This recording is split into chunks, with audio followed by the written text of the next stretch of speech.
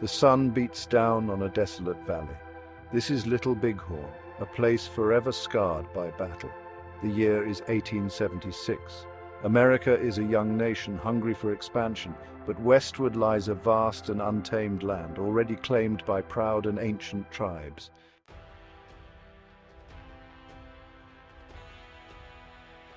George Armstrong Custer, a name synonymous with bravery, recklessness, and tragedy. A Civil War hero driven by ambition, leading the 7th Cavalry to crush Native American resistance.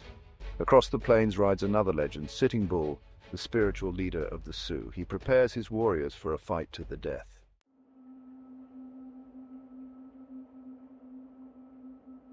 The tension builds like thunderclouds gathering. This is not just a battle for land, it is a battle for survival. The Battle of Little Bighorn, a pivotal moment in American history, a story of courage, desperation, triumph, and tragedy.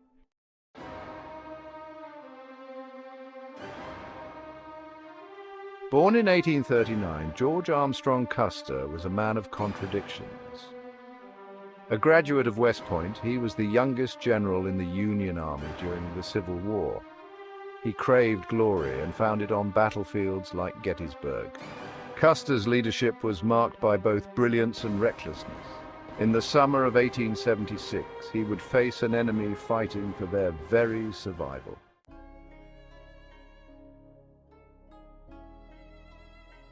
The 7th Cavalry was the embodiment of American military might. Armed with the latest rifles and revolvers, they represented the cutting edge of warfare on the frontier. Life in the 7th Cavalry was harsh and unforgiving. Bound by loyalty and a belief in their mission, they saw themselves as the vanguard of civilization, bringing order to the chaos of the frontier. To the Native Americans, the 7th Cavalry represented the iron fist of a nation bent on their destruction. The stage was set for a confrontation that would decide the fate of the American West.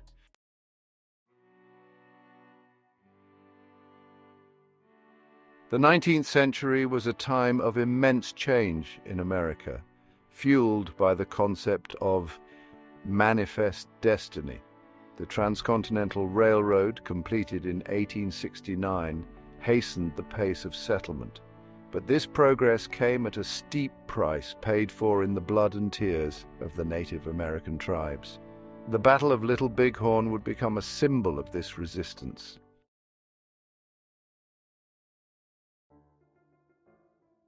Sitting Bull, born into the Hunkpapa Lakota tribe, was more than just a war leader. He was a holy man and a visionary. He fought to defend his people's hunting grounds and witnessed the devastating impact of the white man's arrival. Sitting Bull refused to be confined to a reservation, becoming a symbol of resistance. His unwavering defiance made him a legend and a beacon of hope for his people. He recognized the existential threat posed by the U.S. government.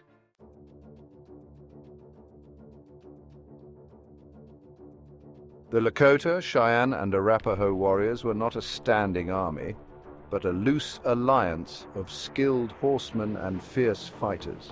Their weaponry reflected their nomadic lifestyle and deep connection to the natural world. These warriors were masters of the plains, able to strike with lightning speed and devastating force. They were fighting for a way of life that was rapidly vanishing.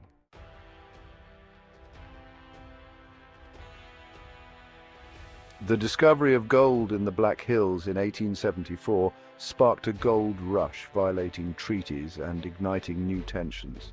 In the spring of 1876, Sitting Bull called for a gathering of Lakota, Cheyenne, and Arapaho bands. Thousands heeded the call, creating one of the largest gatherings of Native Americans in history. They camped along the Little Bighorn River, united in their determination to resist the U.S. Army's advance.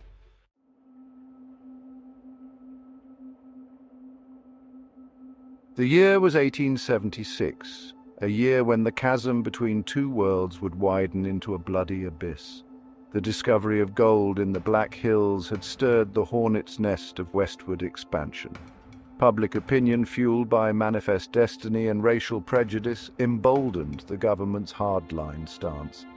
Thousands of Lakota, Cheyenne, and Arapaho had gathered, answering the call of Sitting Bull. The air crackled with anticipation, the winds of change carrying both hope and impending doom.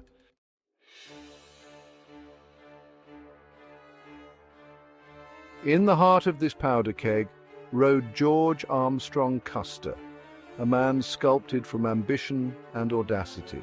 On June 25, 1876, Custer received intelligence of a large encampment near the Little Bighorn River. He decided on a risky strategy, a three-pronged attack to encircle and overwhelm the enemy. Custer, driven by a thirst for glory, chose to lead the charge himself. Little did he know he was riding into a trap.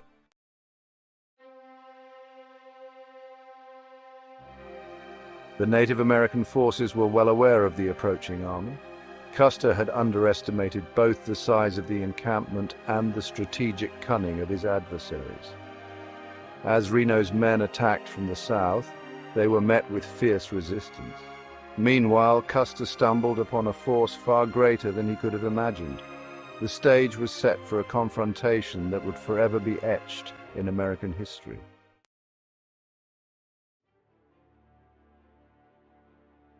The sun beat down relentlessly on the battlefield. Crazy Horse unleashed the full fury of his warriors upon the beleaguered soldiers. The air crackled with the deafening roar of gunfire. Custer fought with the desperation of a man who knew no other way but to fight. The ground was soon littered with fallen men and horses, the once pristine uniforms stained with the crimson of a fading dream.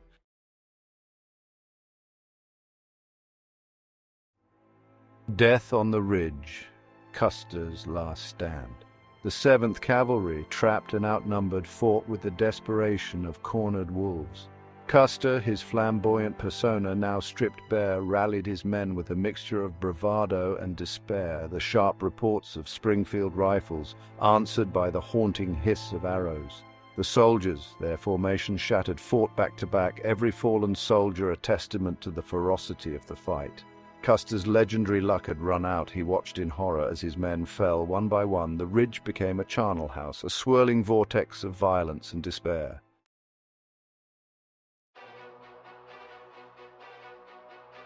A sea of courage. Native American warriors prevail. The Native American warriors, their faces painted for war, fought with the controlled aggression of seasoned hunters. They moved with the fluidity of the prairie wind, their knowledge of the terrain giving them a distinct advantage. Crazy Horse, renowned for his tactical brilliance, directed his forces with precision. He exploited every gap in the soldiers' defenses, every moment of hesitation. He was everywhere and nowhere, a phantom of war, leading his people to victory. Warriors armed with bows and arrows rained down a deadly hail upon the soldiers.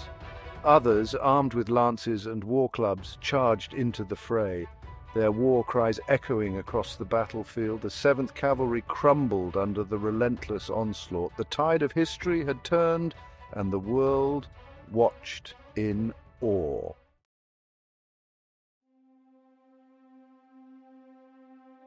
Silence falls, the aftermath of battle. As quickly as it began, the storm of battle subsided. An eerie silence descended upon the blood-soaked ground, broken only by the groans of the wounded and the mournful cries of crows circling overhead. The sun, a silent witness to the carnage, began its slow descent toward the horizon, casting long shadows across the battlefield.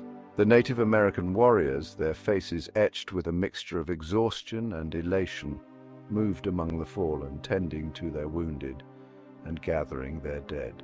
They had secured a stunning victory, but their triumph was tempered by the heavy price they had paid. Custer's body, riddled with bullet and arrow wounds, lay among the fallen, his golden hair now matted with blood and dust. The man who had sought glory on the battlefield had found it, but not in the way he had envisioned. He had become a symbol of hubris, of the dangers of underestimation, and the folly of believing in one's own invincibility. News of the 7th Cavalry's defeat at the Little Bighorn sent shockwaves across the nation. The myth of American invincibility lay shattered, replaced by a sense of vulnerability and fear. The West, once seen as a land ripe for the taking, had revealed its teeth, reminding the nation that there were still forces capable of challenging its westward expansion.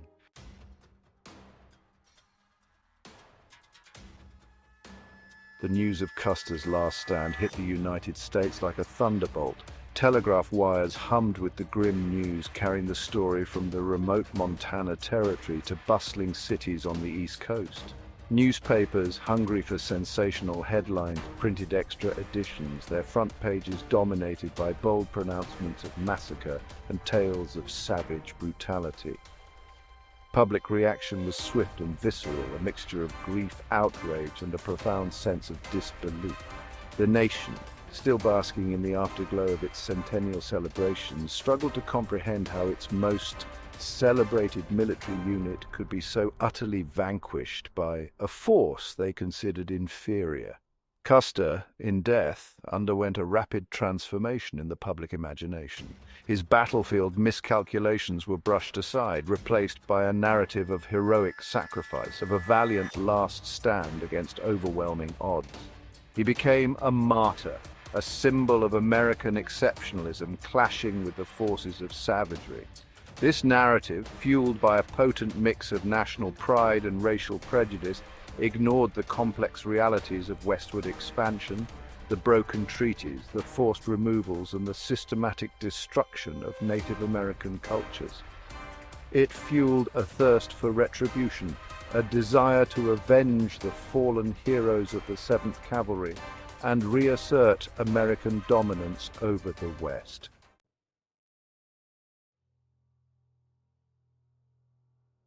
Section 2. Retribution and Removal. The Backlash. The Battle of Little Bighorn marked a turning point in U.S. and Native American relations. Public outcry demanded a swift response. The government unleashed military campaigns to crush Native American resistance. The Lakota, Cheyenne, and Arapaho faced relentless pressure. The U.S. Army pursued them, forcing them to split and seek refuge. Harsh winters and dwindling supplies took their toll. Leaders were killed or forced to surrender. Crazy Horse surrendered in 1877, later killed under suspicious circumstances. Sitting Bull led his people to Canada, but returned due to hardship. The government enforced assimilation, eradicating Native American cultures. Children were sent to boarding schools, forbidden to speak their languages. Tribal lands were reduced, disrupting traditional ways of life.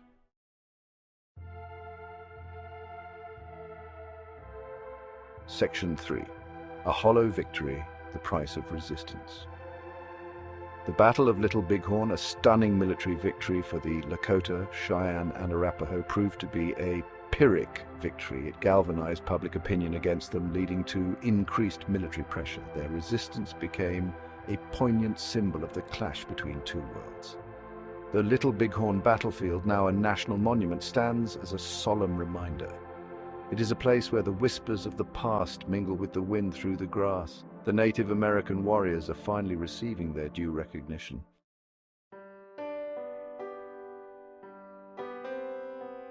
Section 1. Whispers on the Wind. The Little Bighorn River still flows through the valley, a silent witness to history. The grass still sways in the wind, whispering tales of courage and sorrow. The sun still sets on the Montana plains, casting long shadows over the graves of fallen warriors. The Battle of Little Bighorn, though fought over a century ago, continues to resonate in the American consciousness. It is a story that has been told and retold, each generation adding its own interpretation, its own layer of meaning. For many years, the story of Little Bighorn was dominated by the narrative of Custer's last stand, a tale of heroic sacrifice against overwhelming odds. But in recent decades, a more nuanced understanding of the battle has emerged, one that acknowledges the perspectives of both sides, the complexities of the conflict, and the human cost of westward expansion. The battlefield itself has become a place of pilgrimage, drawing visitors from around the world who come to pay their respects, to contemplate the past, and to grapple with the legacy of this pivotal event.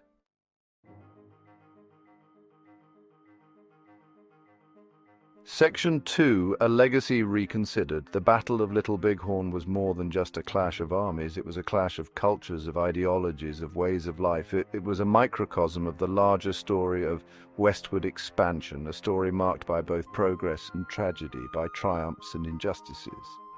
Today, as we grapple with the ongoing legacy of colonialism and its impact on indigenous peoples around the world, the story of Little Bighorn takes on a renewed relevance. It reminds us of the importance of understanding history from multiple perspectives, of acknowledging past wrongs, and of working towards a more just and equitable future.